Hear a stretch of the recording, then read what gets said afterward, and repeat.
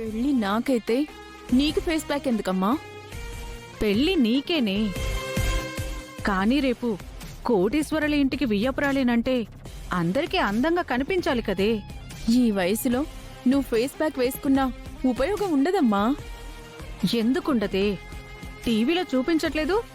ఈ face pack వేసుకుంటే పండు ముసల్ది కూడా 25 అమ్మాయిలా కనబడుతుంది కదే. నువ్వు ఏం చేసినా 25 అమ్మాయిలా కనపడవు. కానీ ఈ ఫేస్ ప్యాక్ వేస్ట్ అమ్మా. నీకు కుళ్ళే, నీకంటే అందంగా తయారవుతానని అలా అంటున్నావు కదా. రేపు కోటీశ్వరుల ఇంటికి నువ్వు కోడలుగా వెళ్ళిన తర్వాత కార్లు, ఏసీలు, పనోళ్ళు, టూర్లు, ఫ్లైట్లు, రెస్టారెంట్లు, అబ్బబ్బబ్బబ్బా తలుచుకుంటేనే వైభోగం ఎంత బాగుందే. ఇంక అనుభవిస్తే ఇంకెలా ఉంటుందే.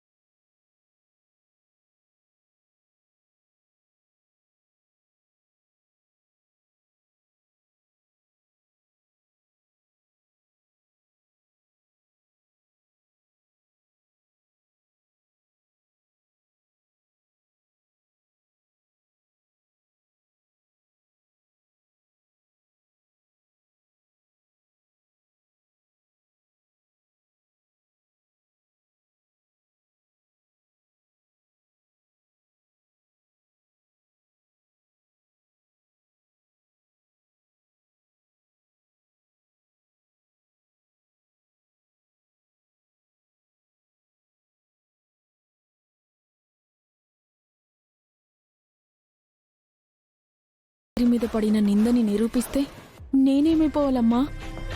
అదేదో స్కూల్లో పాఠాలు చెప్పినట్టు దాని చెల్లికి క్లాస్ పీకి దాని మీద పడిన నింద నిరూపించేస్తాను, ఎరగదీస్తాను అంటుంటే మనం చేతులు కట్టుకొని చూస్తూ కూర్చోమే.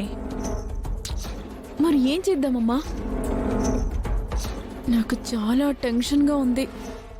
టెన్షన్ ఎందుకే? ఇప్పటికీ బాల్ మన కోర్టులోనే ఉందే. ఈ ఎవిడెన్స్తో నేను ఎలా ఈ ఆటని తిప్పుతానో నువ్వే చూడు. అమ్మా, ఇందాక అక్క చెల్లెళ్ళు మాట్లాడుకుంటుంటే విన్నానమ్మా. మార్ఫింగ్ ఫోటోల మీద పోలీస్ స్టేషన్కి కంప్లైంట్ ఇవ్వడానికి వెళ్లారు. కంప్లైంటే కదా, ఇవ్వని.